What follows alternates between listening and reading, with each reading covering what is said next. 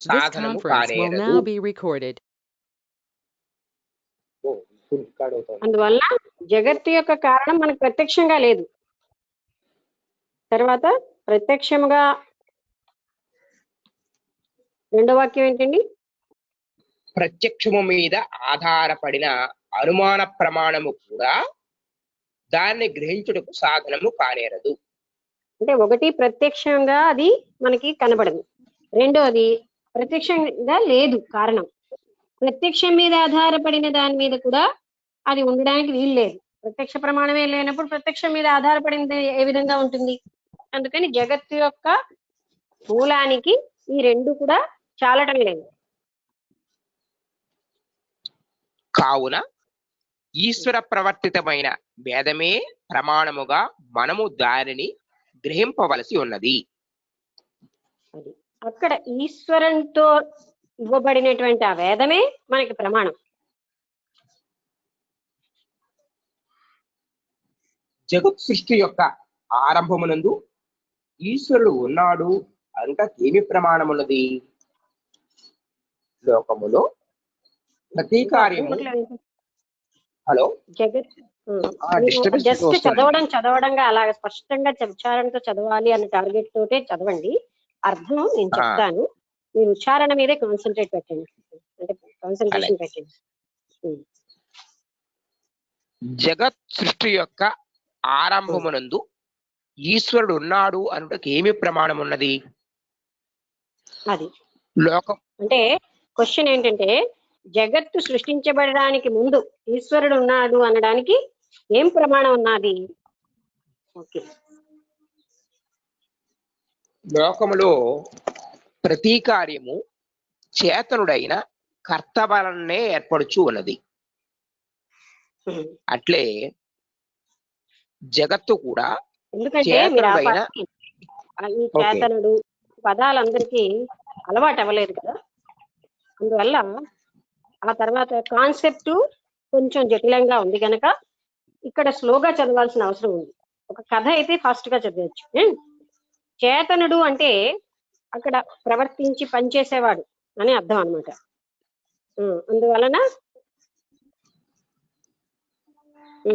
జగత్తు కూడా చేతనుడైన కర్త వలనే ఏర్పడుచున్నది అని గ్రహింపవచ్చు. అంటే కర్త లేకుండా ఏమీ జరగటం లేదు, అందుకని జగత్తు కూడా చేతనుడైన కర్త వలనే ఏర్పడింది అని గ్రహించవచ్చు. జగత్తు సామాన్య కార్యము కాదు, అది అచింత్యము. సామాన్య కార్యము కాదు, అది అచింత్యము. అచింత్యము అంటేనండి ఆలోచించడానికి, చింతించడానికి వీలు లేదు, ఆలోచనతో మనం పట్టుకోలేము, అలాంటిది జగత్తు. అట్టి జగత్తునకు కర్త అయిన ఈశ్వరుడు అచింత్యమైన శక్తి కలవాడే అగును. అది జగత్తే అచింత్యము అంటే చింతించడానికి వీలు లేదైనప్పుడు అలాంటి జగత్తుకి మూలమైనటువంటి ఈశ్వరుడు కూడా అచింత్యమైన అంటే మనం ఆలోచించడానికి అతీతమైన శక్తి కలవాడు.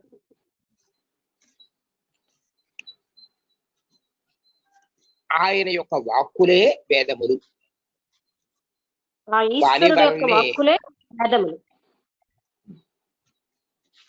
వాని వలనే మనము తత్వము తెలుసుకోవలేను. వాని వలనే మనము తత్వము తెలుసుకోవలేను. అది ఆ ఈశ్వరుడి వల్లనే మనం తత్వాన్ని కూడా తెలుసుకోవాలి. ఆయన సర్వశక్తిమంతుడు, సర్వజ్ఞుడును అగుటచే వేదములు సకల శాస్త్రములలో శ్రేష్టములు. అది ఈశ్వరుడు సర్వశక్తిమంతుడు, ఆయన అంతా తెలుసున్నవాడు కనుక వేదములే శ్రేష్టములు. ఎందుకంటే వేదములు ఆయనతో చెప్పబడ్డాయి. దేనికి శ్రేష్టం? జగత్తుకు ప్రమాణం. జగత్తుకు వేదములే ప్రమాణం. ఎందుకు అంటే వేదములు ఈశ్వరుడి చేత చెప్పబడ్డాయి. ఈశ్వరుడు యొక్క శక్తి అచింత్యం. అందువల్ల జగత్తు కూడా అచింత్యమే. అందుకని ఇలాంటి జగత్తు ఏర్పడడానికి కారణం వేదములే అని మనం చెప్పగలం. అవి ఏ ఇతర ప్రమాణముల చేతను కుంటుపడవు. అవి అవి అంటే ఆ వేదములు ఏ ఇతర ప్రమాణముల చేత కుంటుపడవు. అట్టి వేదములందు సృష్టికి పూర్వము మహేశ్వరుడు ఒక్కడే ఉండేదని ఆయన తన స్వాతంత్రము యొక్క మహిమ వలన పదార్థముతో పని లేకుండా తన స్వరూపమునందే విలాసముగా జగత్తు అను చిత్రమును భాషింపచేసెను అని చెప్పబడి ఉన్నది. అటువంటి ఈశ్వరుడు స్వతంత్రంగా ఏ వేరే పదార్థం యొక్క అవసరం లేకుండా జగత్తు అనే చిత్రాన్ని భాషింపచేసాడు అంటే ప్రకాశింపచేసాడు. అంటే ఇక్కడ పదార్థం ఒకటి అవసరం ఏదైనా ఒక వస్తువు ఏర్పడడానికి, కానీ ఈ జగత్తు ఏర్పడడానికి ఏ పదార్థము అవసరం లేకుండానే ఈశ్వరుడికి స్వతంత్రంగా భాషింపచేసే లక్షణం ఉంది కనుక ఈ జగత్తు ఆ ఈశ్వరుడి నుంచి స్వతంత్రంగా భాషించింది అని చెప్తున్నారు. అంటే ఇక్కడ ఒక్క పాయింట్ ఏంటంటే ఏదైనా ఒక వస్తువు ఏర్పడడానికి ఒక పదార్థం అవసరము అన్నది మనకు తెలుసు, కానీ జగత్ ఏర్పడడానికి వేరే పదార్థం అవసరం పడలే. ఆ ఈశ్వర శక్తే జగత్తుగా భాషించింది. ఓకే. స్వప్నమునందు మనకు ఒక దేహము కల్పించబడుచు ఉన్నది. ఓకే. స్వప్నంలో మనకు ఒక దేహం, మనకు వేరేగా ఒక దేహంలో మనం చూస్తున్నాం కదా నిద్రలో కళ్ళలో. అప్పుడు ఆ దేహమే నేను అని వివరించుతూ ఉన్నాము. అప్పుడు ఏంటి మనం ఎలా అనుకుంటాం? ఆ దేహమే నేనని స్వప్నం ఉన్నంత కాలం అనుకుంటాం. అట్లే మేల్కొని ఉన్నప్పుడు కూడా మనస్సు ఏవో ఊహలు చేయుచున్నప్పుడు ఆ ఊహాలోకమునందు కూడా మనకు ఒక దేహము ఏర్పడుచు ఉన్నది. ఎలా అయితే స్వప్నంలో మనకు దేహం ఏర్పడిందో మేల్కొన్నప్పుడు కూడా మనసు ఊహాలోకాల్లో ఉంటుంది. ఎప్పుడు కూడా ఏదో ఊహిస్తూనే ఉంటాం. అప్పుడు కూడా ఒక దేహం ఏర్పడింది. మన మేల్కొన్నప్పుడు కూడా మనసు ఊహల్లోంచి ఒక దేహం ఏర్పడింది.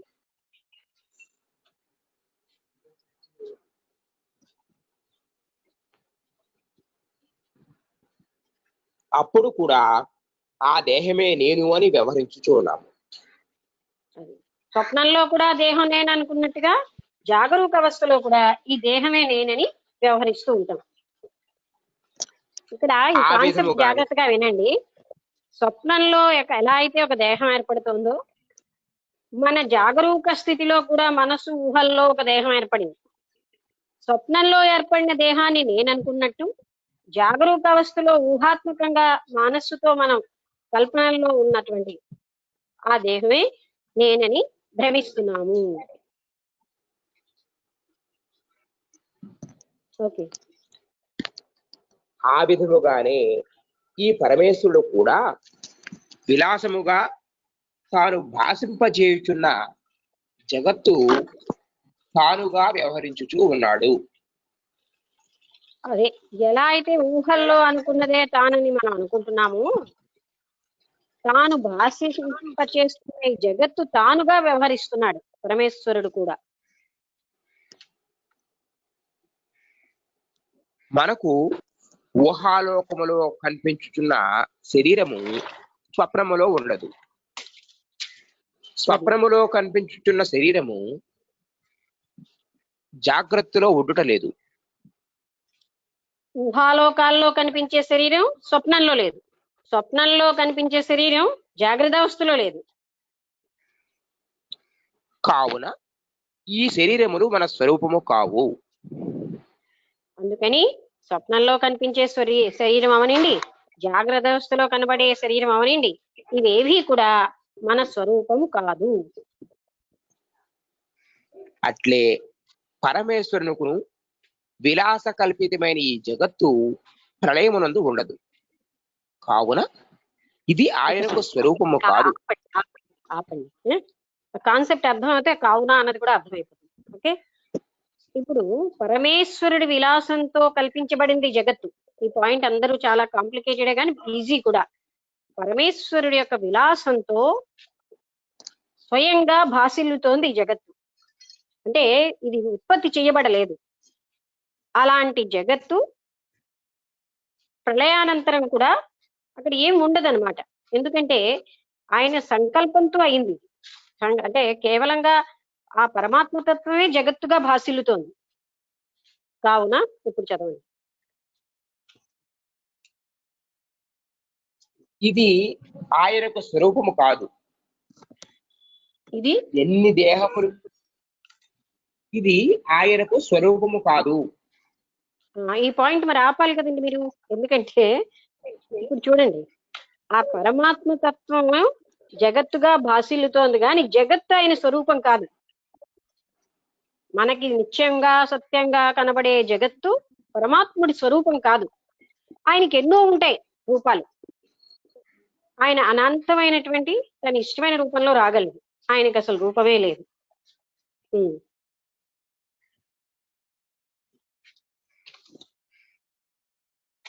ఎన్ని దేహములు మారుచున్నను ఆ దేహమునన్నింటినీ చూచున్న దుక్కు మాత్రమే నీ స్వరూపమైనట్లు విలాస మాత్రమైన ఈ జగత్తు ప్రళయములో నశించినప్పుడు మిగిలియుండు దృక్కు మాత్రమే పరమేశ్వరులకు కూడా స్వరూపము. అది అంటే దృక్కే జగత్తుగా మనకి భాసిల్లుతోంది కనుక ప్రళయానంతరం మిగిలిన దృక్కే పరమేశ్వరుడి స్వరూపం. దృక్ అంటే ఏమిటండి? చైతన్యము, ఆత్మస్వరూపము, పరబ్రహ్మ స్వరూపము. ఏ పేరు పెట్టినా దృక్ కూడా దాన్నే అంటున్నారు. ఆ దృక్కు మాత్రమే దృక్కే భాసిల్లుతోంది జగత్తుగా. ప్రళయానంతరం కూడా ఆ దృక్కే మిగులుతోంది. అంటే ఆ పరమాత్మ చైతన్యమే మిగులుతోంది.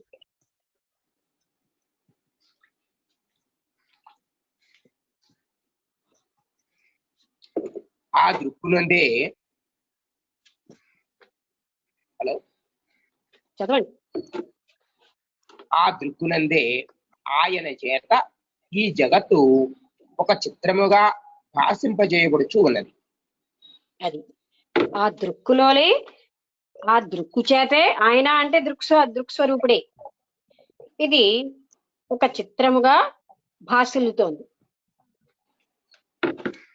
ఇంకో రకంగా చెప్పాలంటే, ఒక్కసారి మీరు మరొక్కసారి బాగా, ఇది చాలా అర్థం అవ్వాల్సిన కాన్సెప్ట్.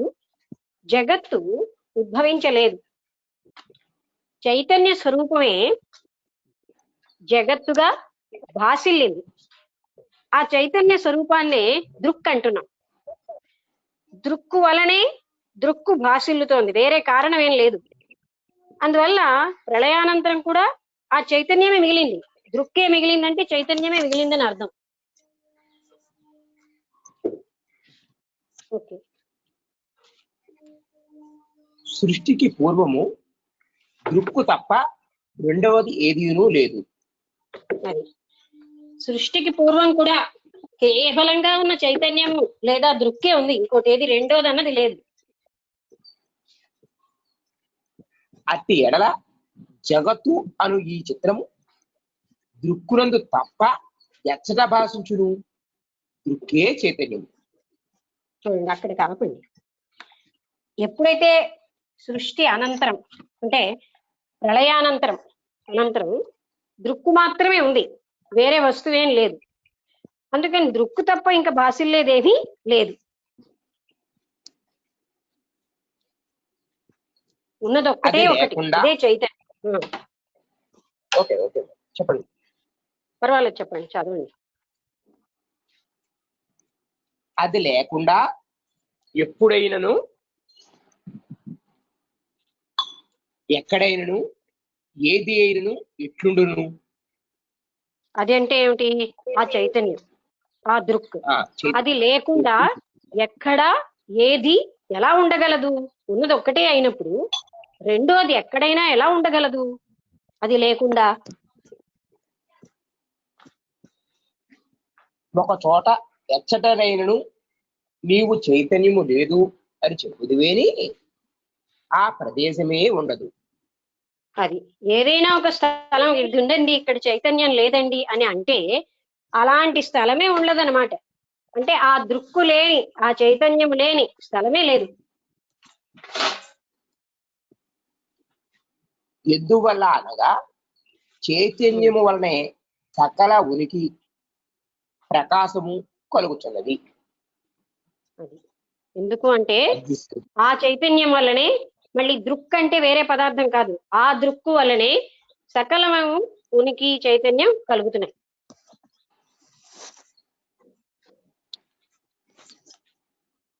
నీకును పరమేశ్వరుడుకును స్వరూపమై సర్వవ్యాపకముగా ఉన్న చైతన్యము లేదని ఎట్లు చెప్పగలవు? అదే నీకు పరమేశ్వరుడికి అంతటా వ్యాపించి ఉన్నటువంటి ఆ చైతన్యమే లేదని ఎలా చెప్పగలం? అంటే మనకు కూడా మూలం ఆ చైతన్యమే. కావున పరమము సుప్రీం కేవలము అబ్సల్యూట్ అయిన ఈ చైతన్యమే సకల జగత్తు యొక్క ఉనికికి ఆధారమై సర్వవ్యాపకమై పూర్ణమై ప్రకాశించుచూ ఉన్నది. అందుకని అన్నిటికీ కూడా ఆ పరమమైన చైతన్యమే మూలంగా ప్రకాశిస్తుంది. అంటే చైతన్యము లేదు లేదా మరొక పేరేంటంటే ఆ పరబ్రహ్మ స్వరూపం లేదు, ఆ దృక్కు లేదు అనేటటువంటి పదార్థము గాని స్థలము గాని సృష్టిలో ఏమీ లేవు. అన్నిటికీ ఆధారంగా ఆ చైతన్యమే ఉంది. ఆ చైతన్యమే జగత్తుగా భాసిల్లుతోంది. ఇక్కడ జాగ్రత్తగా గమనించాల్సింది ఏంటంటే జగత్తు చైతన్యంలోంచి ఉద్భవించింది అనలేదు, చైతన్యము జగత్తుగా భాసిల్లుతోంది. ఆ భాసిల్లే స్వతంత్ర లక్షణం చైతన్యానికి ఉంది గనక అది స్వతంత్రంగా జగత్తుగా భాసిల్లుతోంది. ఏమిటి భాసిల్లుతోందంటే ఉన్న ఒక్క చైతన్యమే, ఉన్న ఒక్క దృక్కే. దృక్కన్నా చైతన్యం అన్నా ఒకటే. అందుకని ఆ చైతన్యమే జగత్తుగా భాసిల్లుతోంది, జగత్తు ఉద్భవించలేదు. అది మనం గమనించాలి. ఓకే. సముద్రము లేకుండా తరంగములు, సూర్యుడు లేకుండా ఎండ ఎట్లు ఉండదో అట్లే చైతన్యము లేకుండా జగత్తు ఉండదు. జగత్తు ఉండదు, చైతన్యము లేకుండా జగత్తు ఉండదు. లాస్ట్ ఉండును ఉండదు అలాంటివి మింగికండి. చూడండి, సూర్యుడు లేకుండా ఎండ ఉండదు, సముద్రము అనేది లేకుండా అలలు లేవు, లేదా అలలు అక్కడ ఉంటే సముద్రం ఉన్నదనే అర్థం. అలాగే చైతన్యమే లేకపోతే జగత్తే లేదు. ఎవని యందు ఈ జగత్తు భాషించుచున్నదో ఆ మహాదేవులకు శుద్ధ చైతన్యమే స్వరూపము. అది ఎవరిలో ఈ జగత్తంతా భాసిల్లుతోందో ఆ మహాదేవుడికి కూడా శుద్ధ చైతన్యమే స్వరూపం, మూలం. అంటే చూడండి, ఇక్కడ మరొక్కసారి చెప్తాను అందరికీ. ఏ దేవతలో అయినా వెంకటరమణమూర్తి అవనండి, దుర్గాదేవి అవనండి, సరస్వతీదేవి అవనండి, లక్ష్మీదేవి అవనండి, విష్ణువు బ్రహ్మ విష్ణు మహేశ్వరులు ఎవరిలో అయినా ఆ శుద్ధ చైతన్యమే భాసిల్లుతోంది. అది తప్ప వేరే లేదు. ఆ చైతన్యం లేకపోతే వాళ్ళు ఆ దేవుళ్ళుగా ఉండరు. సో ఇన్ని ఆకారాల్లో ఉన్నది ఒక్క చైతన్యమే అన్నది మనం గుర్తుపెట్టుకోవాలి. బ్రహ్మ వేరు విష్ణు వేరు కాదు, అందరిలో ఉన్నది ఒక్క చైతన్యమే. అలాగే ఈ జగత్తులో ఎన్ని రూపాల్లో ఉన్నా సరే ఉన్నదంతా ఒక్క చైతన్యమే. ఆ చైతన్యమే ఈ మొత్తం సృష్టించినటువంటి ఆ మహాదేవుడిలో కూడా ప్రవర్తించేది ఆ చైతన్యమే. సూర్యుడు ప్రకాశిస్తున్నాడంటే ఆ ప్రకాశింపడానికి కారణం ఆ మహా చైతన్యమే. ఆ చైతన్యమే లేకపోతే సూర్యుడు ప్రకాశించలేదు. అందుకని మనం ఆ మూలమైన దానికి వెళ్తూ ఉండాలి. ఈ కనబడే చెట్టు ఏమిటి? చైతన్యమే. కనబడే వస్తువులని చైతన్యమే. చైతన్యం తప్ప ప్రపంచంలో ఏం లేదు అని ఎప్పుడైతే మనం అలా చూస్తామో జగత్తు మిథ్యే. కనబడే జగత్తు వెనకాల ఉన్న చైతన్యాన్ని చూస్తే కనబడే జగత్తు మిథ్య, దేనికి కనబడుతోంది? ఇంద్రియాలకే కనబడుతుంది. జగత్ అసలు రూపం ఏంటి? చైతన్యం. అది మిథ్యారూపంగా జగత్తుగా మనకి గోచరిస్తోంది చర్మచక్షువులకి. ఓకే, తర్వాత సృష్టికి పూర్వము ఆ మహాదేవుడే ఉన్నాడు. సృష్టికి చరాచరమైన పూర్వం పూర్వము ఆ మహాదేవుడే ఉన్నాడు. ఉమ్, చెప్పండి. తర్వాత చరాచరమైన ఓకే అండి, ఓకే మేడం. చదవండి. చరాచరమైన ఈ జగత్తు ఆయన వలనే పుట్టి ఆయన యందే ఉండి తుదకు ఆయన యందే విలీనమగుచూ ఉన్నది. అది ఈ చరాచరమైన జగత్తు ఆయన వల్లే పుట్టింది, ఆయన వల్లే భాసిల్లుతుంది, ఆయన వల్లే విలీనం అయిపోయి ఆయనే ఉన్నాడు. అంటే అది ఆ చైతన్యాన్ని ఆయనని అలా మనం అంటున్నాం. ఉన్న ఆ చైతన్యం ఒక్కటే ఉంది, అదే జగత్తుగా భాసిల్లుతోంది. ఆ ప్రళయానంతరం కూడా ఉన్నది దృక్కు మాత్రమే, ఇంకేమీ లేదు. మనం ఇక్కడ బాగా నిర్ధారణగా ఈ టాపిక్ ఎందుకంటేనండి నేను పదే పదే చెప్తున్నాను, వినడానికి సులువుగా ఉన్నా ఈ కనబడే జగత్తు వేరేగా ఉంది కదా అన్నది మనకి ప్రతిష్టాపనగా మన మనసులో ఉంటుంది. దానికి ఇక్కడ చెప్తున్నారు ఏంటంటే మన జ్ఞానంతో చూస్తే జగత్తు భిన్నంగా లేదు. జగత్తు లోపల ఉన్నదంతా చైతన్యమే జగత్తు రూపంలో కనిపిస్తోంది. కానీ ఎలా అయితే బంగారం ఎన్నో నగల రూపంలో ఉన్నా లోపలంతా బంగారమే ఉందని మనకి ఎలా అయితే ఒక తెలుసున్న కంసాలికి అనిపిస్తుందో, జగత్తు వేరు వేరు రూపాలుగా ఉన్నదంతా చైతన్యమే చైతన్యమే అని మనం ఫీలింగ్ ఇచ్చుకోవాలి మనస్సుకి. ఇది ఎన్ని రూపాల్లో ఉన్నా లోపల ఉన్నదంతా ఒక్క చైతన్యమే సుమా అని. చైతన్యము తప్ప దీన్ని సృష్టించేటటువంటి ఆ మహాదేవుడికి కూడా ఆ చైతన్యం వల్లే సృష్టించాడు. అంటే ఇప్పటి వరకు మనం రెండోదేది లేదని వింటున్నాం, చైతన్యం తప్ప మరేమీ లేదు. ఈ శరీరంలో పనిచేసేటటువంటి ఆ నేను కూడా చైతన్యమే అని కిందటి చాప్టర్ లో చెప్పబడింది. అందుకని నేను చైతన్య స్వరూపాన్ని అయి ఉన్నాను, జగత్తు చైతన్య స్వరూపం అయి ఉంది. ఓకే, ఇది వేదముల యందు ప్రసిద్ధమైన విషయము. ఈ విషయం వేదముల్లో ప్రసిద్ధంగా చెప్పబడింది. ప్రత్యక్షముగా కాని ఊహ చేత గాని తెలుసుకొనుటకు సాధ్యము కాని విషయముల యందు మనకు వేదమే ప్రమాణము. అదండి, ప్రత్యక్షంగా కానీ ఊహతో కానీ తెలుసుకోలేనటువంటి విషయాలలో వేదమే ప్రమాణంగా తీసుకోవాలి. ఎందుకు వేదం ప్రమాణంగా తీసుకోవాలి? వేదం ఈశ్వరుడి చేత అంటే ఆ పరబ్రహ్మ స్వరూపమైన ఈశ్వరుడి చేత చెప్పబడింది కనుక వేదం ప్రమాణంగా తీసుకోవాలి. సర్వజ్ఞుడైన ఈశ్వరుడు చేత చెప్పబడిన గుణ చేత మనకు అగోచరములైన సకల విషయములందు ఆ వేదమే ప్రమాణము. అదండి, మనకి అగోచరాలైనటువంటి విషయాలన్నిటిలో వేదమే ఎందుకు ప్రమాణం అంటే సర్వజ్ఞుడైనటువంటి ఈశ్వరుడి చేత చెప్పబడింది గనక అలాంటి విషయాలన్నిటికీ కూడా వేదమే ప్రమాణం. దానికి కాదనగలిగినది మరొకటి లేదు. ఒక్కసారి అర్థం కాలేదండి ఇది. దానికి కాదనగలిగినది ఒకసారి అదే చెప్తున్నాను కదా, ఇంకా వేదమే ప్రమాణం, వేదం కాదు ఇంకోటి ప్రమాణం అని చెప్పడానికి ఏమీ లేదు. ఎందుకంటే సాక్షాత్తు పరబ్రహ్మ స్వరూపం సర్వజ్ఞుడు అయిన ఈశ్వరుడి చేత చెప్పబడింది వేదం. వేదాన్ని తిరస్కరించడానికి మరొకటి ఏమీ లేదు. వేదం కాదని కొట్టి పారేయడానికి మరొకటి ఉండాలి కదా, మరి ఏమీ లేదు. అర్థమైందా? ఓకే, అర్థమైందండి ఇప్పుడు. ఎందువలన అనగా మణులు మంత్రములు మొదలగు వాని యొక్క మహాఫలములను గూర్చి అల్పమైన ప్రజ్ఞ గల మానవుడు తెలుసుకొనలేడు. అది అల్ప ప్రజ్ఞ ఉన్నటువంటి మానవుడికి అనంతమైన ప్రజ్ఞతో ఉన్న విషయాలు అర్థం అవ్వవు.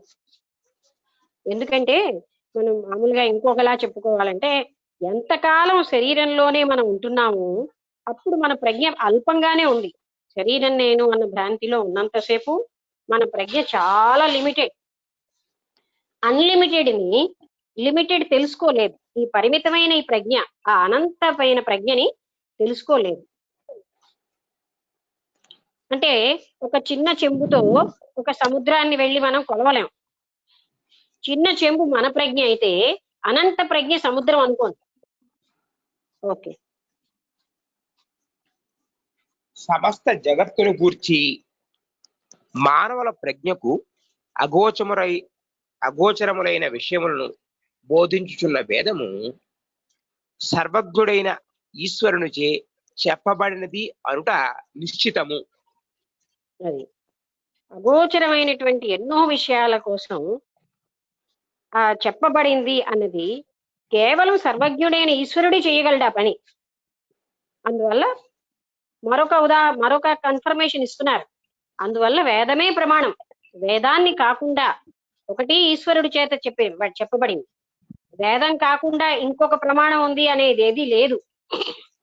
ఇది సర్వజ్ఞుడైనటువంటి ఈశ్వరుడు చెప్పినటువంటి వేదం, అంటే ఈశ్వరుడి చేత చెప్పబడింది. అనంతమైనటువంటి ఉన్న ఎన్నో విషయాలు మనకున్నటువంటి పరిమిత జ్ఞానానికి అందవు. అందుకని వేదాన్నే మనం ప్రమాణంగా తీసుకోవాలి. ఈ జగత్తు యొక్క సృష్టికి ఇక్కడ ఒకసారి మళ్ళీ చెప్తారు కొంతమంది, వేదమే ఎందుకు ప్రమాణం తీసుకోవాలని మనం ప్రశ్నిస్తూ ఉంటాము గనక, అంటే ఏదో ఛాందసుల్లాగా వేదమే ప్రమాణమా, మరేం ప్రమాణం లేదా అని చాలా మంది వాదిస్తారు. దానికి ఆయన సహేతుకంగా చూపిస్తున్నారు. వేదంతో ఈక్వల్ మరొకటి ఏమీ లేదు. వేదం ఈశ్వర ప్రోక్తం, ఈశ్వరుడి చేత చెప్పబడింది. అది మన బుద్ధికి ఆలోచనకి అతీతమైన విషయాలను అర్థం చేసుకోవడానికి కావలసినది వేదంలోనే చెప్పబడింది. అంటే వేదమే చెప్తోంది. ఆ వేదం ఎందుకు ప్రమాణము అంటే ఈశ్వరుడి చేత చెప్పబడింది. సర్వజ్ఞుడైన ఈశ్వరుడి చేత చెప్పబడింది కనుక అది ప్రమాణం. మనం కూడా చూడండి, స్టాండర్డ్ పర్సన్ దత్తాత్రేయులు వారు చెప్పారంటే ప్రమాణం అంటున్నాం. అలాగే ఒక స్టాండర్డ్ పర్సన్ చెప్తే అది ప్రమాణంగా స్వీకరించినట్టే ఈశ్వరుడి చేతే చెప్పబడింది కనుక వేదాన్నే ప్రమాణంగా తీసుకోవాలి. ఓకే.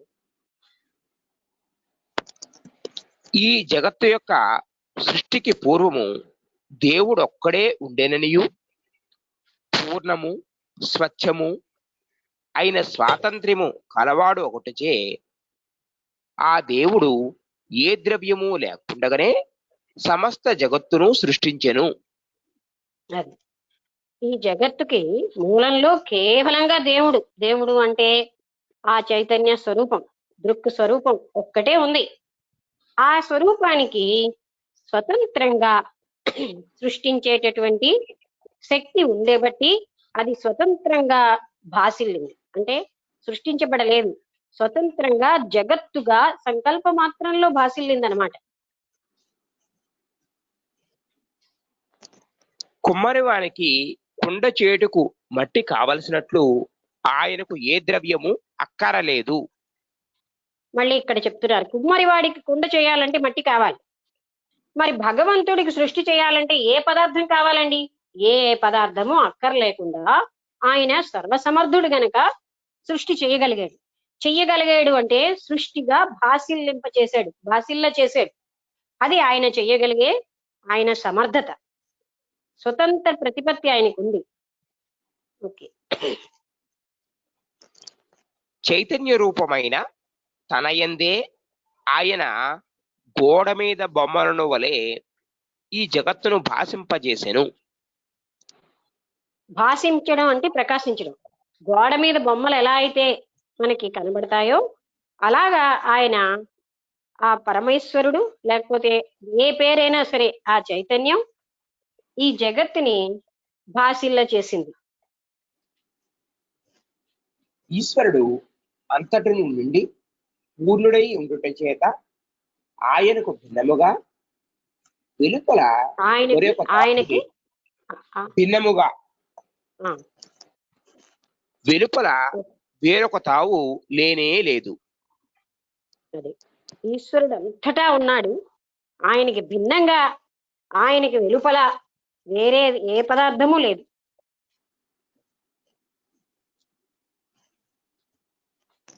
కావున ఈ జగత్తు ఆయన యందే భాషించుచు ఉన్నది. అందుకని మనం ఏం జ్ఞాపకం పెట్టుకోవాలంటే ఈ జగత్తు ఆయనలోనే భాసిల్లుతోంది. ఈశ్వరుడిలోనే జగత్తు భాసిల్లుతోంది. ఈ పాయింట్ మనం జాగ్రత్తగా గమనించాలి. ఇప్పుడు జగత్తంతా పరబ్రహ్మ స్వరూపమై ఉంది, చైతన్య స్వరూపమై ఉంది, ఈశ్వర స్వరూపమై ఉంది. ఏ పదం వాడినా కన్ఫ్యూజ్ అవ్వకండి. ఈశ్వరుడు అంటే మనం చెప్పే అలా కూర్చునే ఈశ్వరుడు కాదు. విగ్రహంలో ఉన్న ఈశ్వరుడు గాని, ఫోటోలో ఉన్న ఈశ్వరుని గాని ఇప్పుడు చెప్పట్లేదు. ఈశ్వరుడు అంటే సమస్తానికి మూలమైన చైతన్య స్థితే అని ఇక్కడ వాడుతున్నారు. మరో దగ్గర ఈశ్వరుడు అనేసరికల్లా ఆ చైతన్యమే కదా అన్నట్టుగా అనుకోకూడదు. ఇక్కడ మనకి భగవంతుడు, ఈశ్వరుడు, దృక్కు, చైతన్యము, ఇంకా కొన్ని ఆత్మస్వరూపము అని ఇవన్నీ కూడా ఒకే పదానికి భిన్న భిన్న పదాలుగా వాడుతున్నారు. ఒకే విషయం భిన్నమైన పదాలతో వాడుతున్నారు. మనం కన్ఫ్యూజ్ అవ్వకూడదు. అందుకని జగత్తంతా ఈశ్వర తత్వమే తప్ప ఏమీ లేదు.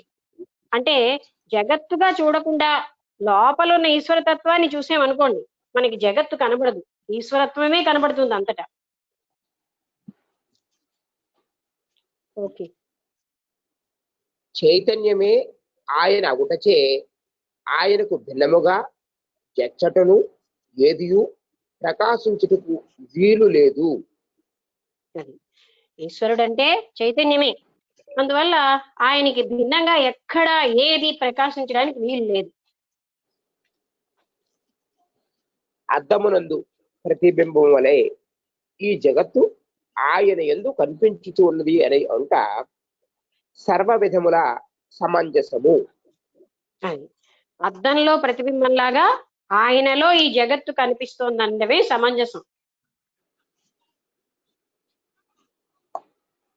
ద్రవ్యము ఏదియూ లేకుండగానే సంకల్ప మాత్రము చేతనే యోగి పదార్థమును ఎట్లు సృష్టించుచూ ఉన్నాడో ఈశ్వరుడును. చూడండి, మళ్ళీ కొందరు ప్రశ్నిస్తారు, ఏమీ లేకుండా జగత్తు నిర్మించబడిపోయిందా, జగత్తు ఏర్పడిందా అంటే ఆయన దృష్టాంతాలు చెప్తున్నారు. అంటే ఉదాహరణలు, యోగి సంకల్ప మాత్రంతోటే వస్తువుల్ని సృష్టించగలుగుతాడు, ఏ పదార్థం లేకుండానే. అలాగే ఇంద్రజాలికుడు కూడా పదార్థాలు సృష్టిస్తాడు, ఎలా వేరే ఏమీ లేకుండా. ఒక అల్పమైనటువంటి స్థితిలో ఉన్న ఒక ఇంద్రజాలకుడికి, యోగికే ఒక పదార్థాన్ని సృష్టించడం సంభవించినప్పుడు ఆ పరమాత్మకి ఎందుకు సంభవం కాదని చెప్తూ ఈ ఉదాహరణ మనకి చెప్తున్నారు. ఓకే, చదవండి.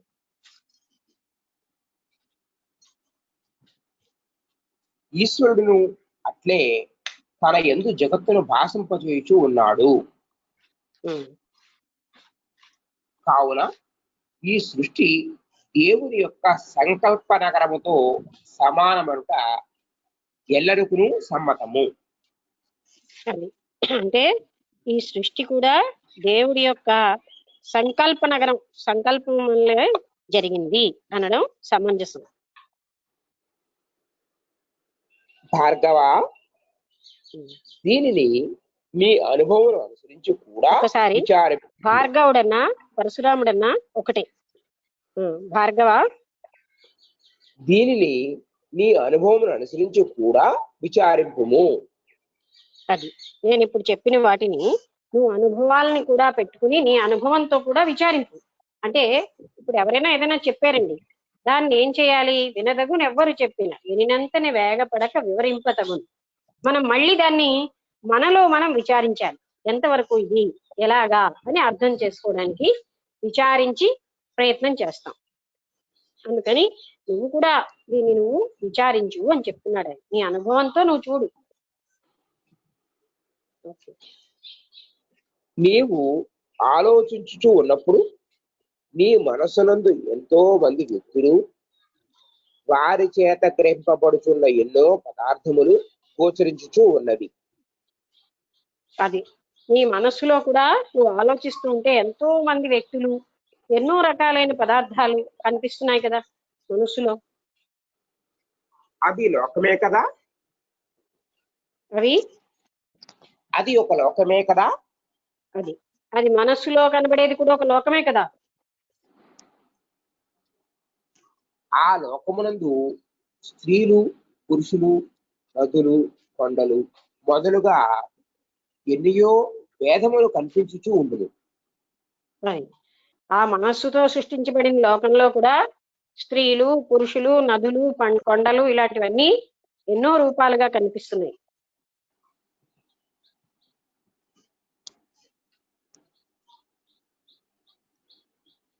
ఎన్ని భేదములను ఆ లోకమంతయు కేవలము మనోమయమే.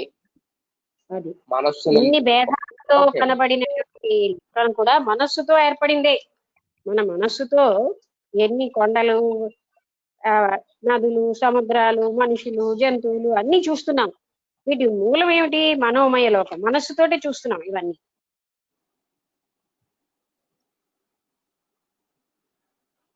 మనస్సునందు పుట్టి అందే ఉండి దాని అందే లీనమగుచూ ఉన్న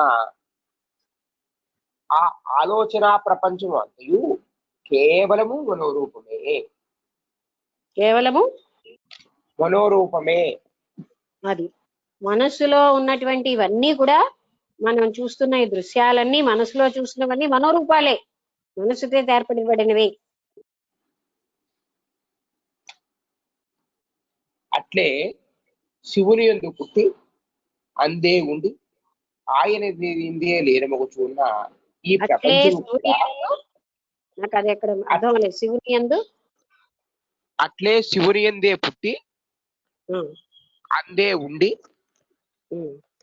ఆయన యందే లీనమగుచూ ఉన్న ఈ ప్రపంచము కూడా కేవలము శివరూపమే, చైతన్యమే శివుని రూపము.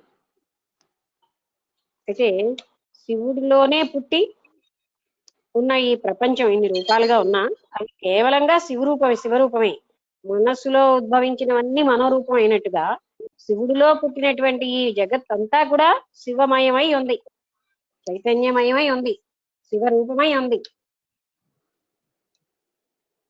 చైతన్యమే శివరూపము. చైతన్యమునకు శరీరము లేదు అనగానే మనం శివుడిని ఊహించేసుకుంటాం. ఆయనకు ఒక తల మీద మెడలో ఒక పాము ఉంది. అలాంటి శివుడు కాదు, చైతన్యమే శివుడు రూపం అని చెప్తున్నారు. చైతన్యమునకు శరీరము లేదు. చైతన్యానికి శరీరమే లేదు.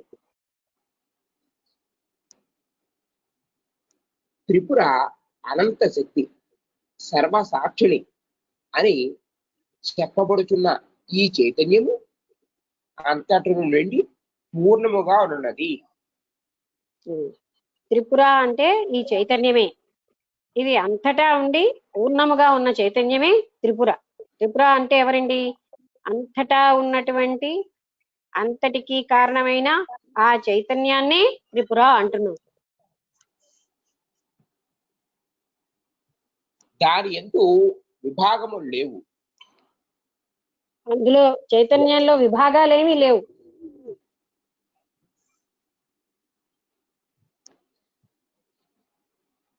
లోకమున కాలము చేత దేశము చేత విభాగములు ఏర్పడును. లోకంలో టైం అనేది విభాగాన్ని ఇస్తోంది, ప్రజెంట్ పాస్ట్ ఫ్యూచర్ అని. కాలము చేత విభాగాలు ఉన్నాయి. దేశం అంటే స్థలంలో విభాగాలు ఉన్నాయి, కానీ చైతన్యంలో విభాగాలు లేవు. ఓకే. ఆకారము చేత ఏర్పడినది దేశము, క్రియ చేత ఏర్పడినది కాలం. ఆకారము చేత ఏర్పడినది దేశం, క్రియ చేత ఏర్పడినది కాలము. అది క్రియ అంటే పని, క్రియల చేత ఏర్పడేది కాలం. పొడవు వెడల్పులు వైశాల్యము వర్తులత్వము మొదలగు లక్షణములతో ఏర్పడు ఆకారమే దేశము. అది ఆ దేశం అంటే స్థలం కదండి. దానికి పొడవు వెడల్పు అది చతురస్రాకారంగా వర్తులాకారంగా ఇలా ఆకారంతో చెప్పేదే మనం దేశము అంటున్నాం. రాముడు పుట్టెను, పుట్టుచున్నాడు, పుట్టగలడు. క్రియల యొక్క భావన చేత ఏర్పడినది కాలము. అది అంటే భూత భవిష్యత్ వర్తమానాలు. రాముడు పుట్టాడు అంటే అది పాస్ట్ టెన్స్, రాముడు ఉన్నాడు, పుడతాడు అనేది ఫ్యూచర్, పుడుతున్నాడు అనేది ప్రెజెంట్ టెన్స్. అందుకని ఇలాంటి డివిజన్ వల్ల, ఈ భేదాల వల్ల ఏర్పడింది కాలం. అంటే క్రియల చేత ఏర్పడింది. క్రియలు అంటే ఎలాగా?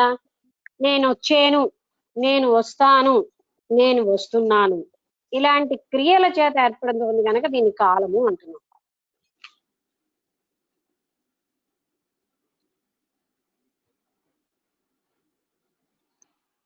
హలో, చెప్పండి.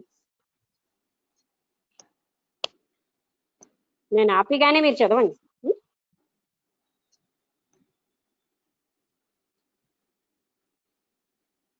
చదవండి. పొడవు, వెడల్పు, వైశాల్యము. ఓకే, ఆకారము, క్రియ అను రెండును చైతన్యమునే ఆశ్రయించి ఉన్నది. అది ఆకారము, క్రియ కూడా చైతన్యాన్ని ఆశ్రయించే ఉన్నాయి.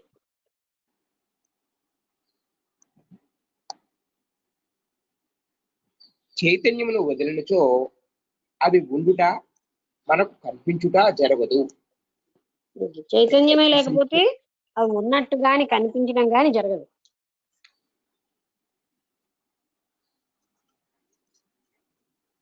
అట్టి ఆకారాత్మకమైన దేశము, క్రియాత్మకమైన కాలము తమకు ఆధారమైన చైతన్యమునందు విభాగములను ఎట్లు కల్పింపగలవు? అది ఆకారాత్మకమైన దేశం గాని, క్రియలతో ఉన్న ఈ కాలం గాని చైతన్యానికి విభాగాలు కల్పించలేదు కదా.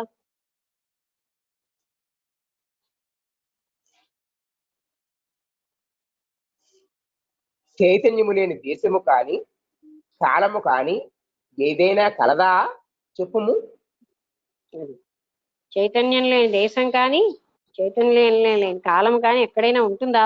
ఉంటే నాకు చెప్పు అని అడుగుతున్నాను.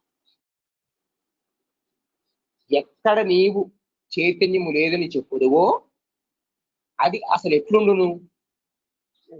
ఇక్కడ చైతన్యం లేదు అనేది ఎక్కడైనా ఉంటుందా అంటే ఎక్కడా ఉండదు.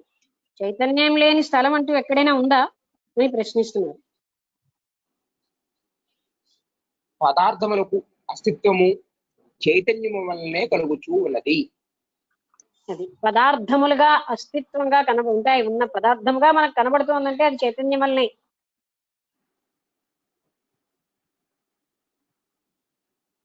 మరి దేని వల్ల కాదు? కేవలం చైతన్యం వల్లే పదార్థములుగా కనిపిస్తున్నాయి, మరి దేని వల్ల కాదు. చైతన్యమే చితి, దృక్కు అని దొక్కు పేర్లతో చెప్పబడుచు ఉన్నది.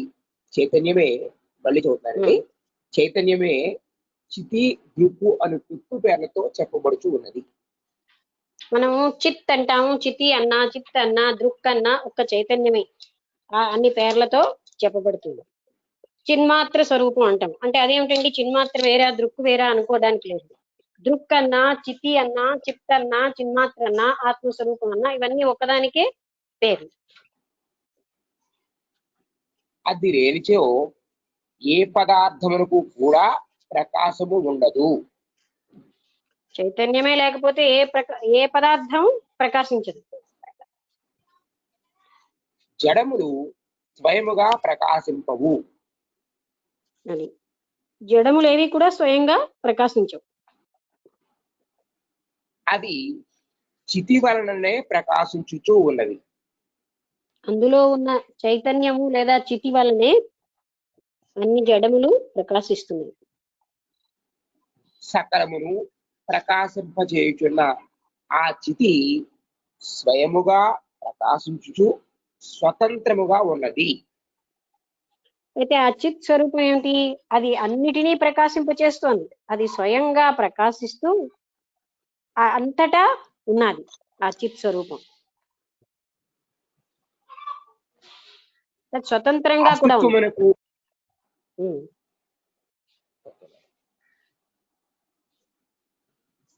చెప్పండి.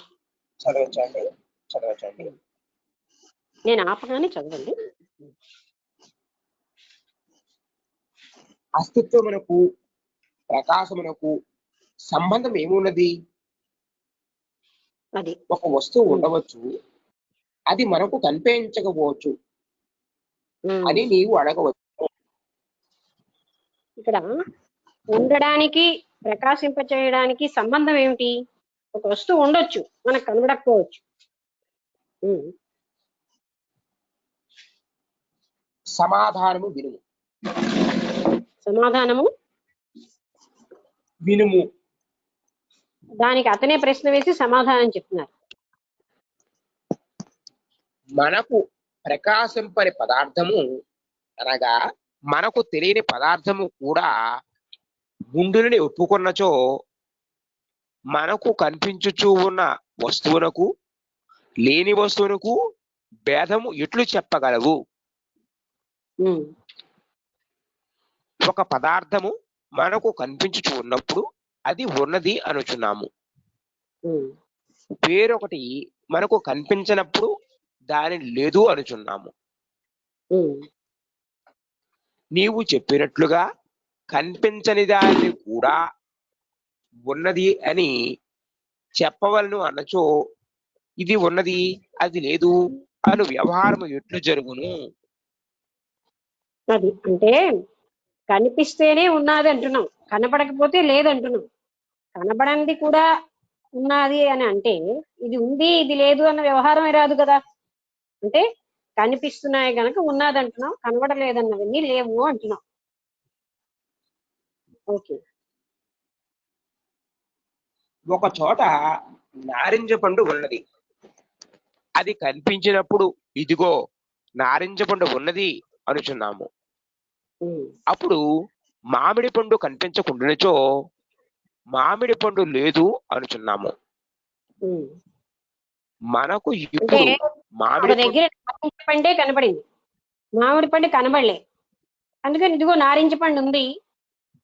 అక్కడ కనబడలేని మామిడి పండు లేదని చెప్తాం.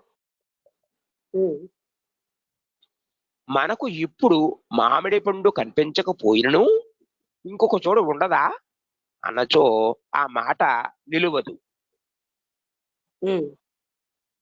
ఇప్పుడు నారింజ పండుగను ఉన్న అస్తిత్వము ఇక్కడ మామిడి పండుగ లేదు. ఈ నారింజ పండు ఉండి మనకు కనిపించి మన చేత అనుభవించబడుచు ఉన్నది. మామిడి పండు మన చేత అనుభవింపబడుట లేదు, మనకు కనిపించుట కూడా లేదు. కావున నారింజ పండు ఉన్నది మామిడి పండు కూడా ఉన్నది అని ఎట్లు చెప్పగలవు? నారింజ పండు మనం దాన్ని చూడగలిగాం, అనుభవించగలిగాం. మామిడి పండు అక్కడ లేదు, దాన్ని చూడలేదు, అనుభవించలేదు. అందుకని మామిడి పండు కూడా ఉందని మనం అనగలమా? నారింజ పండు ఉందనే అంటాం, లేని మామిడి పండు ఉందని చెప్పలేం కదా. అదియును కాక నీకు ప్రకాశింపనది అనగా నీకు తెలియనిది చెప్పుము అన్నచో ఎప్పుడైనా చెప్పగలడా? అనగా నీకు ఏది తెలియదు. ఒక వస్తువు ఏంటంటే మనకి తెలిస్తేనే దాన్ని ఐడెంటిఫై చేయగలం. మామిడి పండు అని తెలుసు గనక దాన్ని ఐడెంటిఫై చేయగలం. నారింజ పండు అని తెలుసు గనక ఇది నారింజ పండు అండి అని చెప్పగలిగాం.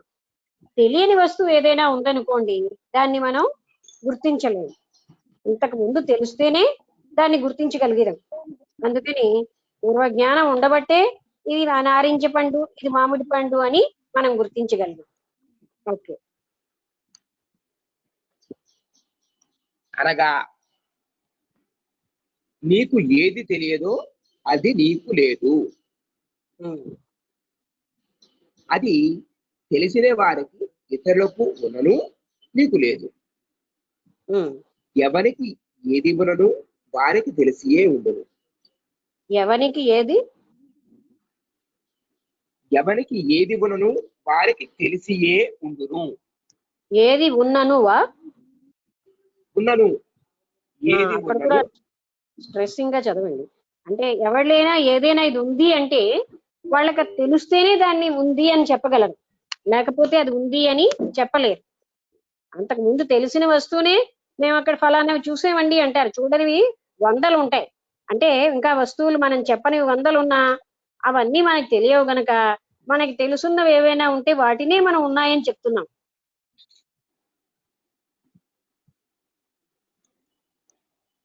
అనగా పదార్థము ముందుగా మన జ్ఞానమునందు ప్రకాశించి తరువాత ఉన్నదిగా వ్యవహారమునకు ఉపయోగపడుచూ ఉన్నది. అది అదే ఇప్పుడు నేను చెప్పిందంటే పదార్థం ముందుగా మనకు తెలుసు గనక వ్యవహారంలో ఇప్పుడు ఉంది అని మనం చెప్పగలుగుతున్నాం. అంటే ఉన్నది గనక తెలుసున్న వస్తువు మన దగ్గర అక్కడ కనబడుతోంది గనక ఆ వస్తువు ఉంది అని మనం చెప్పగలిగాం. కావున పదార్థముల యొక్క అస్తిత్వము ప్రకాశము రెండును జ్ఞానము పైననే ఆధారపడి ఉన్నది. అది అందుకని ఈ పదార్థం ఉంది అని తర్వాత దాన్ని గుర్తించడం ఈ రెండు కూడా మనకున్న జ్ఞానం మీదే ఆధారపడి ఉన్నాయి.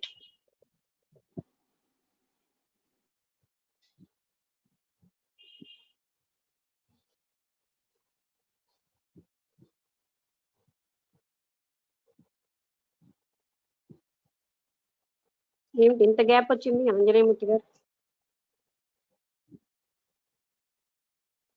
హలో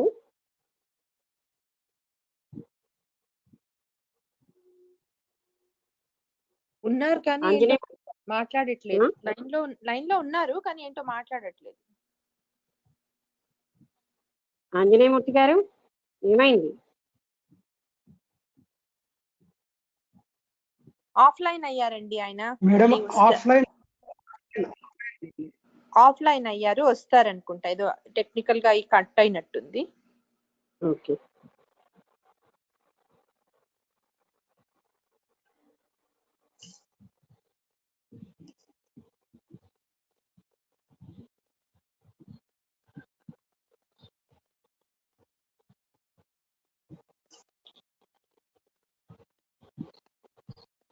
కరెంట్ అంటే ఛార్జింగ్ అయిపోయిందా? లేదండి, వేరే ఫోన్ కాల్ వస్తే కట్ అయిపోయింది సడన్ గా. ఓకే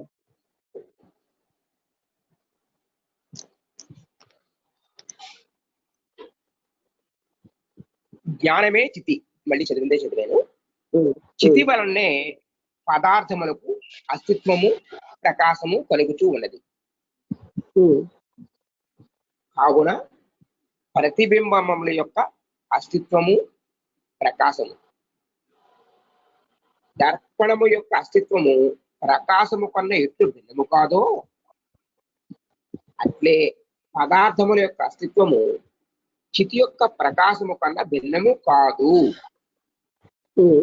దర్పణంలో కనబడే అద్దంలో కనబడే ప్రతిబింబాలు అద్దం కంటే భిన్నం కాదు. అలాగే చితి యొక్క ప్రకాశం వల్ల చితిలో కనబడేవన్నీ చితి కంటే భిన్నంగా లేవు. అంటే అక్కడ ఇంకా అద్దం అవసరం, ఇక్కడ అద్దం ఏం అవసరం కూడా లేదు.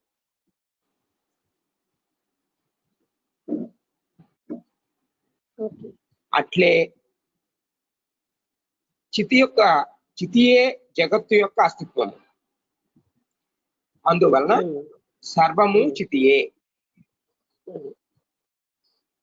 చితి అంటే ఆ చిత్ స్వరూపం, దృక్ స్వరూపమే. ఇదంతా కూడా దృక్ స్వరూపం ఉంది, చిత్ స్వరూపం ఉంది. చిత్తుకి భిన్నంగా ఏమీ లేదు. అద్దంలో ప్రతిబింబాలు కనబడితే అద్దానికి ప్రతిబింబానికి ఎలా తేడా లేదో చిత్ స్వరూపంలో ఉన్న ఈ కనబడేవన్నీ చిత్ స్వరూపాలే. కానీ ప్రతిబింబాలు కనబడడానికి అద్దం కావాలి, చిత్తుకి అద్దం లేకుండానే చూపించగలుగుతున్నారు సమస్తాన్ని. చితియే సర్వమైనచో అది ఏ భాషింపవలను, కానీ చెట్టు గోడ మొదలగా వివిధములైన ఆకారములో ఎట్లు భాషించుచూ ఉన్నవి. అది చితి సర్వస్వం అయినప్పుడు చితే భాషిల్లాలి. చెట్టు గోడ ఇలాంటి ఆకారాలు అంటే ఏవేవో ప్రపంచంలో ఉన్న ఇవన్నీ కూడా ఎలా భాషిల్లుతాయి? ఆ చితిలోని నిర్మలత్వము యొక్క మహిమ వలననే ఈ ఆకారములన్నీ అందు భాషించుచూ ఉన్నవి. ప్రశ్న ఆయన అడిగారు, సమాధానం ఆయనకు చెప్పారు. ఏంటంటే ఆ చిత్ యొక్క ఆ మహిమ వల్లనే ఇన్ని ఆకారాలుగా ఆ చిత్తులో ఇవి భాసిల్లుతున్నాయి.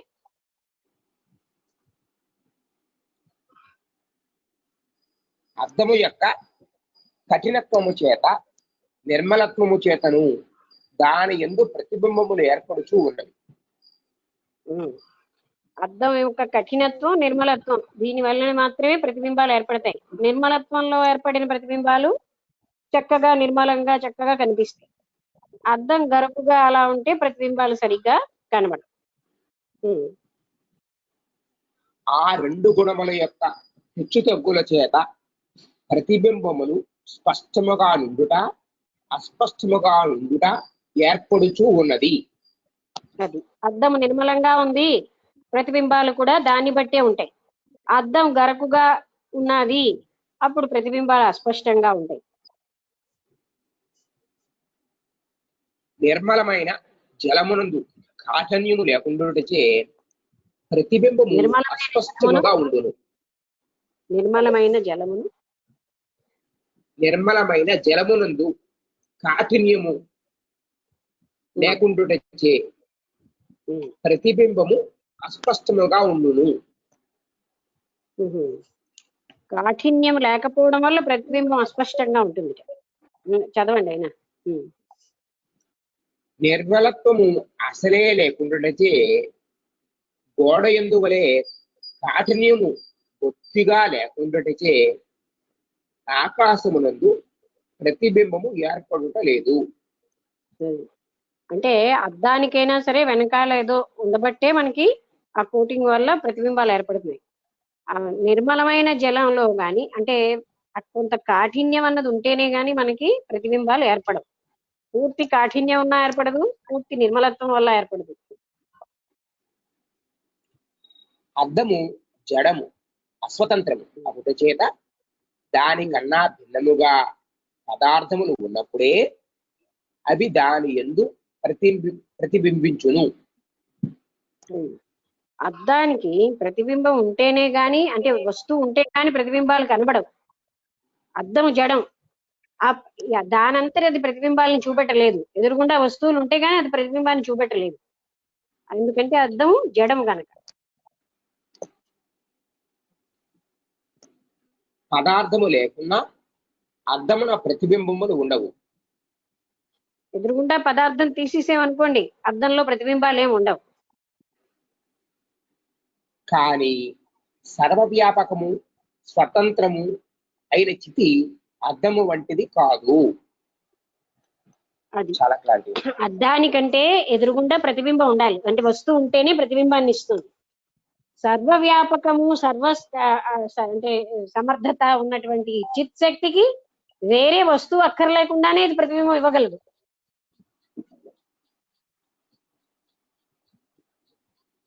అర్థమైంది కదా ఈ కాన్సెప్ట్ అందరికి?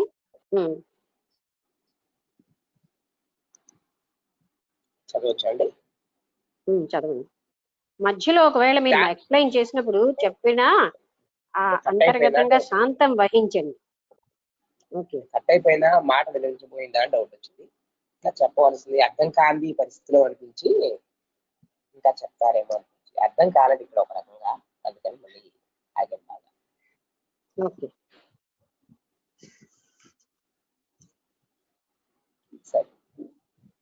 దానికి తనకన్నా భిన్నములైన పదార్థములతో పని లేదు. అది దేనికి? అద్దానికి.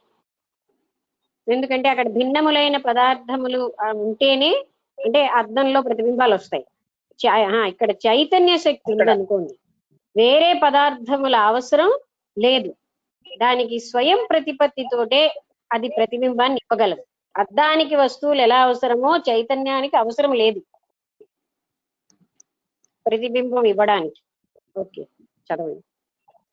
స్వప్నమునందు మనస్సులోనే జరుగు సంఘటనము వలె చితి తనయందే జగత్తును ప్రకాశింపచేయుచూ ఉన్నది. అది స్వప్నంలో ఏ ఆధారం లేకపోయినా మనకి ఎన్నో సంఘటనలు జరుగుతున్నాయి.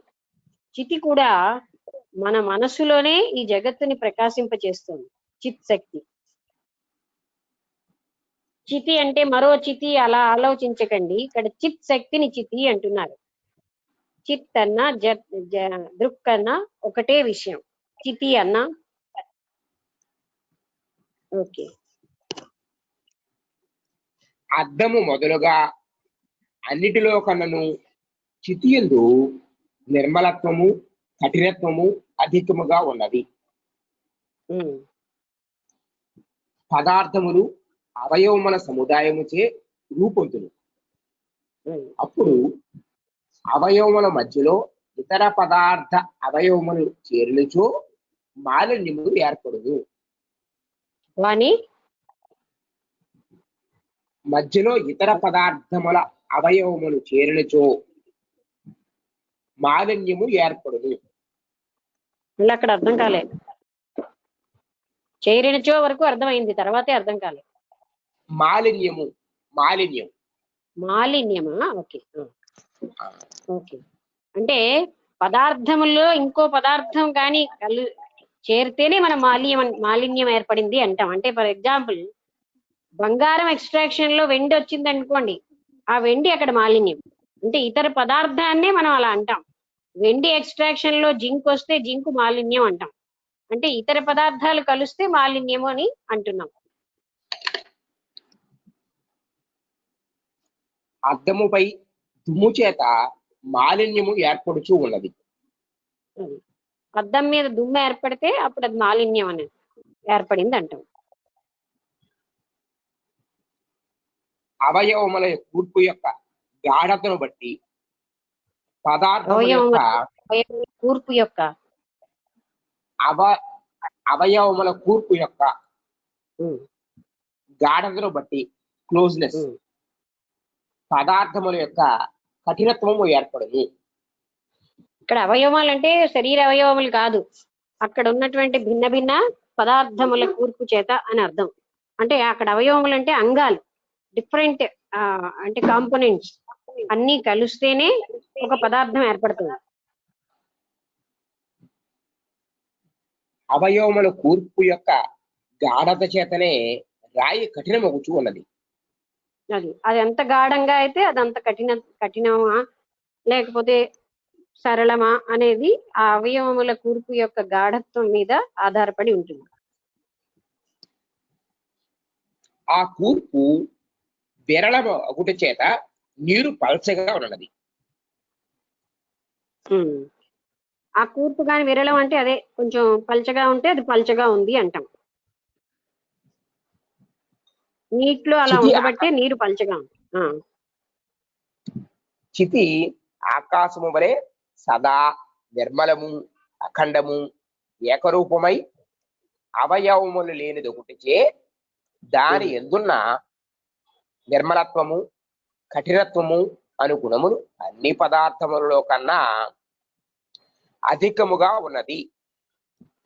అది చితి ఏంటంటే నిర్మలమైంది గనక దాని యొక్క పదార్థాలు మనకి చాలా చక్కగా నిర్మలమైనగా ఉన్నవి నిర్మలంగా, కఠినంగా ఉన్నవి కఠినంగా కనిపిస్తూ ఉంటాయి.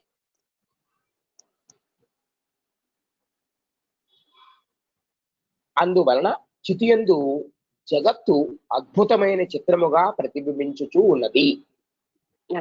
అదంత నిర్మలంగా ఉంది కనుకే జగత్తు నిర్మలంగా కనిపిస్తోంది చితిలోని మనకి. మనకు ప్రత్యక్షముగా కనిపించుచున్న ఈ జగత్తు ప్రతిబింబము ఎట్లోగును? అసలు ప్రతిబింబం అనగానేది? అద్దము ఉన్నప్పుడు దాని ఎదురుగా ఉన్న కలశము యొక్క ప్రతిబింబము ఏర్పడును. అద్దము లేకుండా అంటే ప్రతిబింబం అనేది ఏంటి? ప్రతిబింబం ఎలా ఏర్పడుతోంది అంటే ఇప్పుడు కలశం ఉందనుకోండి, అద్దానికి ఎదురుగుండా కలశం యొక్క ప్రతిబింబం ఏర్పడుతుంది. మరి చితిలో ప్రతిబింబాలుగా కనిపిస్తున్నాయి అంటున్నారు కదా అని బోధపరుస్తున్నారు. సరే, అద్దము లేకున్నచో కలశ ప్రతిబింబము ఉండదు. అది అద్దమే లేకపోతే కలశం యొక్క ప్రతిబింబం మనకి కనబడదు. కావున తాను స్వయముగా భాషింపక ఇతరము యొక్క సంబంధము చేత భాషించునట్టుది అనగా ఏర్పడినట్టుది ప్రతిబింబము. అది ప్రతిబింబం అంటే తాను స్వయంగా అది కనబడలేదు, ఇతరుల యొక్క సహాయంతో భాషిల్లేదే ప్రతిబింబం అంటున్నాం. అంటే ఇప్పుడు అద్దం ఉంటేనే మనం ప్రతిబింబం అంటాం, ఎదురుగుండా ఉన్న వస్తువుని ప్రతిబింబం మనం అద్దంలో కనిపిస్తేనే దాన్ని మనం ప్రతిబింబము అంటున్నాం. ఓకే. జగత్తు స్వయముగా భాషింపక చితి వలననే భాషించుచు ఉన్నది. అది జగత్ ఏంటంటే స్వయంగా దానంతట అదిగా భాషిల్లటం లేదు, చిత్ వల్లనే, ఈ చితి లేదా చిత్ శక్తి వల్లనే అది భాషిల్లుతోంది. ఈ పేర అయిపోయిందండి. ఇంకా లేదు, ఒక 2 లైన్లు ఉందండి. ఆ 2 లైన్లు అయ్యాక ఆపేస్తే ఎవరైనా వాళ్ళకున్న సందేహాలు అడుగుతారు, మరొకసారి చూద్దాం. ఓకే. అందువలన అద్దములో ప్రతిబింబము వలె చితిలో జగత్తు ప్రతిబింబముగా ప్రకాశించుచు ఉన్నది అనుట సమంజసము. అది అంటే ఇప్పుడు అద్దములో అంటే ప్రతిబింబం, ఇప్పుడు చూడండి కలశం ఉన్నది అనుకోండి, అద్దం ఉంటేనే కలశం కనిపిస్తుంది, అందుకే ప్రతిబింబం అన్నాం. మరి చిత్తులో ప్రతిబింబం అంటే అద్దం అక్కర్లేకుండానే ప్రతిబింబాలని కనిపింపచేసే శక్తి చిత్ శక్తికి ఉన్నది. ఓకే, ఇక్కడికి ఈ పేర అయిందండి. అయిపోయిందా? కానీ ఈ అద్దం గురించి కొంచెం ఉంది, ఇదే లెక్కుతో ఉన్న పేర, కానీ ఈ పేర ఎన్ని లైన్స్ ఉంది? 15 లైన్లు ఉందండి. రేపు చదువుదాం, ఎందుకంటే మనం డిస్కషన్ ఆఫ్టర్ 8:30 మాట్లాడడం వల్ల అందరికీ లేట్ అవుతుంది కదా. ఇప్పుడే ఎవరైనా ఏదైనా సందేహం కానీ క్లారిటీ సరిగ్గా రాకపోయినా అడిగితే మనం మరొకసారి అందరికీ కూడా సందేహ నివృత్తి అవుతుంది. నాకు సందేహం ఉంది ఏమనుకుంటారని ఆలోచించకండి, ఆలోచించట్లేదు మీరు అందరూ. అలాగే గ్రూప్ లో వచ్చిన వాళ్ళు ఎవరో శ్రీనివాస్ గచ్చా గారు ఒకరు వయ్యని పేరుతో ఉన్నారు, వారు ఒక్కసారి మాట్లాడి వాళ్ళ పేరు చెప్తే బాగుంటుందని నా అభిప్రాయం. శ్రీనివాస్ ఎక్కడి నుంచి వచ్చారు శ్రీనివాస్ గారు? వినబడలే. శ్రీనివాస్ గారు ఒక్కసారి అన్మ్యూట్ అయ్యి మీ పేరు చెప్పండి. మ్యామ్ హలో హలో కిషోర్ చెప్పండి. Ma'am daddy ma'am daddy. అచ్చా, very good very good. Kishore గారండి శ్రీనివాస్ గారండి. ఇంకా ఇంకొకరు ఎవరు? వై అనే పేరుతో ఉందండి ఇంకోటి. వైఆరా? Only Y, single letter Y. Y ఎవరు కిషోర్, మీకు తెలుసా?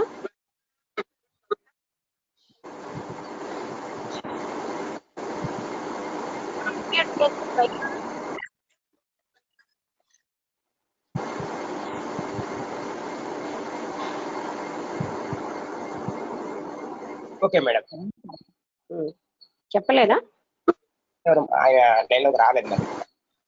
ఓకే, మ్యూట్ లోనే ఉండిపోయారు ఆయన. ఓకే, లేదు మ్యూట్ అవ్వలేదు.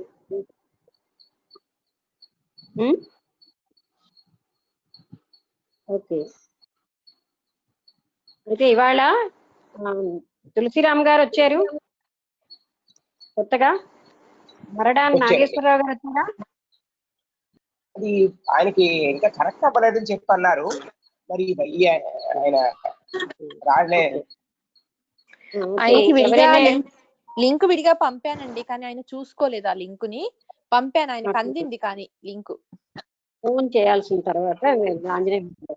ఓకే, ఏదైనా డౌట్స్ ఉంటే అడుగుతారా? ఇప్పుడు ఈ సబ్జెక్ట్ ఇంతవరకు అందరికి క్లియర్ అయిందా, లేకపోతే నేనే బ్రీఫ్ చేసి చెప్పినా?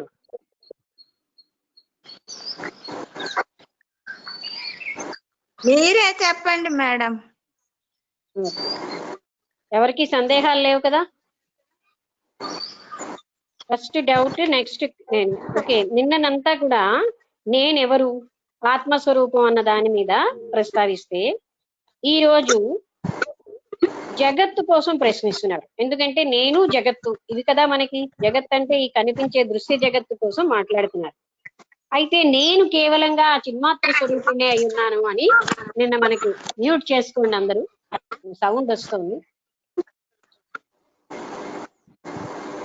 నేను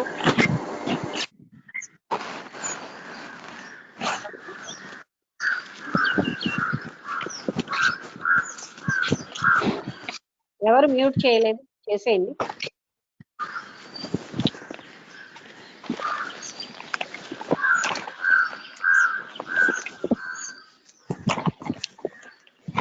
ఓకే, నేను చిన్మాత్ర స్వరూపుణ్ణై ఉన్నాను అన్న విషయం నిన్న తెలిసింది. ఈ రోజు అంటే నేను అనుకుంటుంది నేను కాను అని హేమచూడు ద్వారా ఆ రకంగా ఆయన తెలుసుకోవడానికి ఏ స్టెప్స్ అని ఈ రోజు ఏంటంటే ఈ జగత్తు వేరుగా కనపడుతోంది కదా అని ఎవరండి మ్యూట్ చేయలేదు? పక్షుల సౌండ్ వినపడుతోంది. తులసిరామ్ గారు మ్యూట్లో లేరండి. తులసిరామ్ గారు మ్యూట్.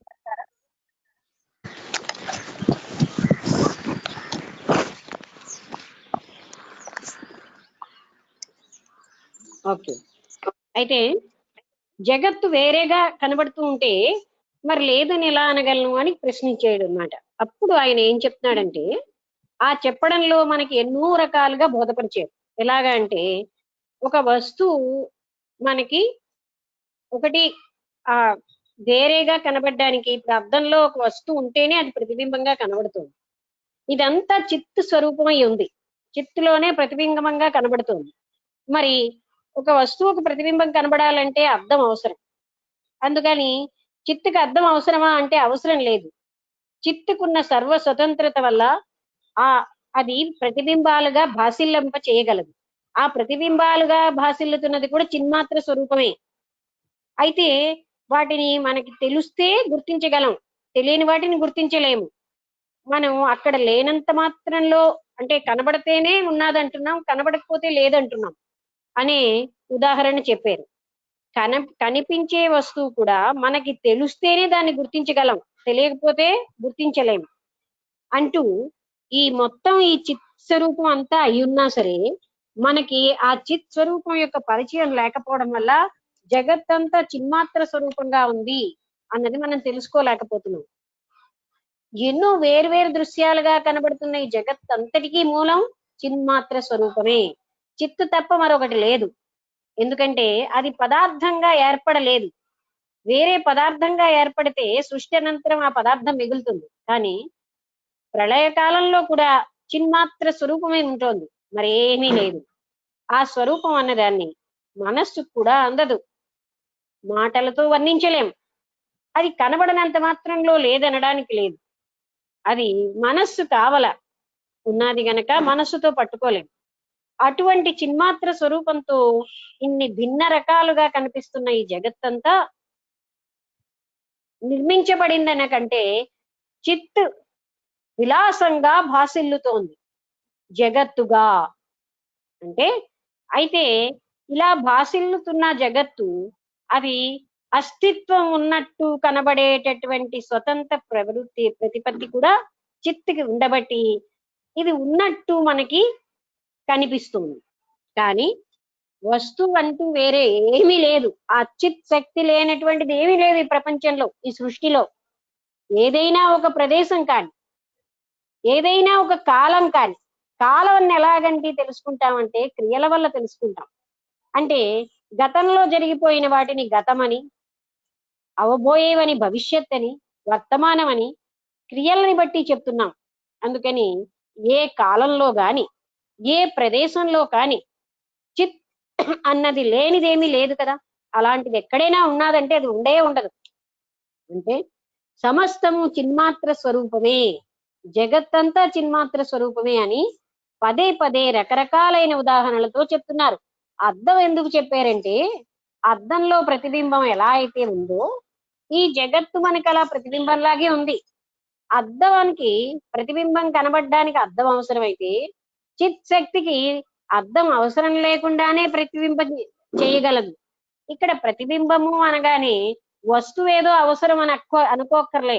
ఏ వస్తువు లేకుండానే ఇది తన కల్పనతోటే ప్రతిబింబ చేస్తోంది చిత్ శక్తి.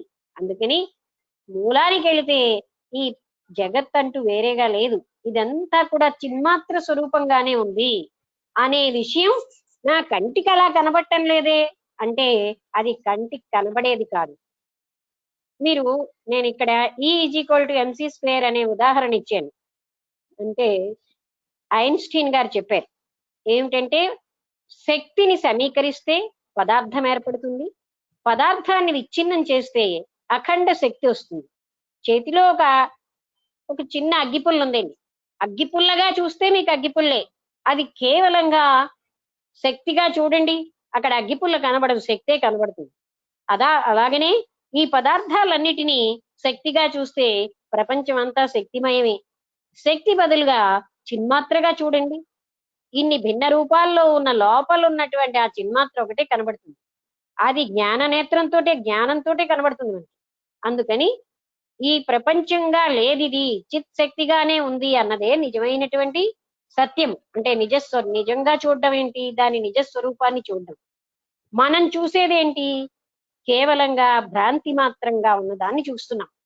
అందువల్ల నేను పరబ్రహ్మ స్వరూపాన్ని ఉన్నాను, చిన్మాత్ర స్వరూపాన్ని ఉన్నాను, జగత్తు చిన్మాత్ర స్వరూపంగా ఉంది. ప్రపంచంలో చిత్తుకి అతి ఆవల ఏమీ లేదు.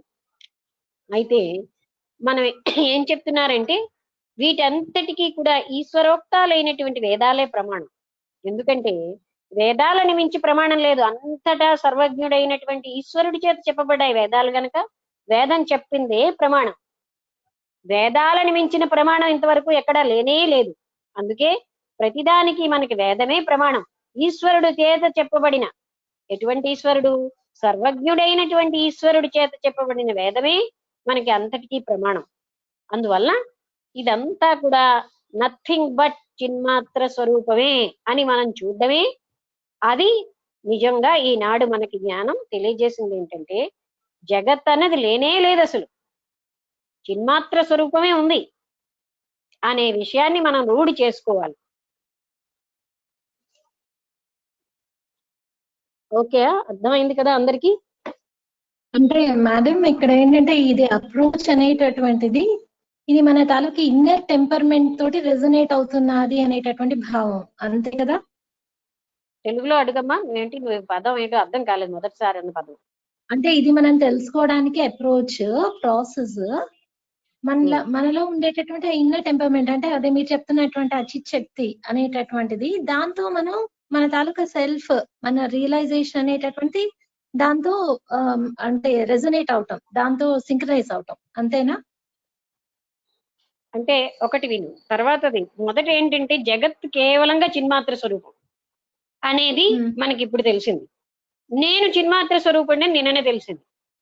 అంటే ఉన్నది ఒకటే చిన్మాత్ర, నేను లేను అక్కడ.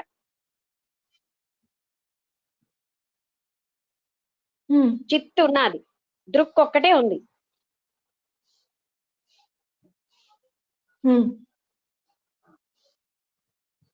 అది అంటే జగత్ అంతా ఇన్ని భిన్న భిన్నాలుగా ఉన్న మనం ఇవాళ తెలుసుకోవాల్సిన విషయం ఏంటంటే ఈ భిన్నత్వం వెనకాల ఉన్నటువంటి ఏకరూపమైనటువంటి ఆ చిన్మాత్ర స్వరూపాన్ని చూడడానికి అలవాటు అవ్వాలి మనం. అదే మీరంటే నిన్న మీరు చెప్పినది ఫార్మ్లెస్ కాన్షియస్నెస్ అనమాట. దానికే అలాగా మనం అవేర్నెస్ మోర్ దెన్ కాన్షియస్నెస్. నిన్న కూడా నేను అదే అడిగాను, మిమ్మల్ని ఇంట్రోస్పెక్ట్ చేసుకోవాలంటే ఇంట్రోస్పెక్షన్ కి ఆబ్జర్వేషన్ కి తేడా మీరు చెప్పారు. అయితే మరి introspection observation is a part of introspection కదా, అప్పుడు సెల్ఫ్ సెల్ఫ్ కాదు ఇంట్రాస్పెక్షన్ లో నువ్వు నేను మాట్లాడేటప్పుడు నువ్వు ఆపు. ఇంట్రాస్పెక్షన్ లో మనస్సు ఉంది, observation without the mind observe it అంటారు. ఓకే, అందుకని మనకి ఒక విషయం వినేటప్పుడు సూక్ష్మంగా వినాలి. So when you observe your anger without thought, there is not introspection of anger. Observe your anger without thought అంటారు కృష్ణమూర్తి గారు. అంటే ఏ ఆలోచన లేకుండా కోపాన్ని చూడగలమా, చూడమంటారు. అలాగా సో ఇంట్రాస్పెక్షన్ అంటే విమర్శించుకుని తన్ని తాను మన లోపాలు ఇవి తప్పులు ఇవి మంచివి అనే భావంతో చూడటం. ఇక్కడ చెప్పే అబ్జర్వేషన్ ఏంటంటే ఆ జడ్జిమెంట్ లేకుండా చూడటం. అయితే ఇంతకీ ఇప్పుడు మనం దాంట్లో కంటే ఇవాళ చెప్పినది ఏంటంటే ఇదంతా కూడా నథింగ్ బట్ చిత్ స్వరూపమే. అయితే చిత్ స్వరూపమే అయితే ఎందుకండి వేరుగా కనిపిస్తోంది అంటే వేరుగా కనబడుతున్నా ఒకటే చిత్ స్వరూపం ఇది. ఎలా అయితే నగలు వేరువేరుగా కనబడుతున్నా ఒకే బంగారం అంతా చూస్తాము, వేరువేరుగా కనబడుతున్నటువంటి జగత్తు వెనకాల ఒక్క చిత్ స్వరూపమే భాసిల్లుతోంది అని కన్ఫర్మ్ గా మనం ఫీడింగ్ ఇచ్చుకోవాలి మన లోపల. ఓకే, ఇప్పుడు ప్రమోద అర్థమైందా? మేడం, అంటే అదే మీరు చెప్పినటువంటిది ఏంటంటే ఇదంతా కూడా కాన్షియస్నెస్ అనేటటువంటిది, ఆ కాన్షియస్నెస్ అనేటటువంటిది మీరు చెప్పినటువంటి ఈ చైతన్య శక్తి. సో దానిలో ఇంకా మరి దేనికి కూడా మరి వేరే పదాలు పెట్టకు. ఇప్పుడు అందాకలా నువ్వు చిత్ అనే పెట్టు, ఎందుకంటే శ్రోతలందరూ ఉన్నారు కదా, కన్ఫ్యూజ్ అవుతారు. ఓకే ఓకే నువ్వు కూడా చిత్ అని మాట్లాడితే తప్పేం లేదు.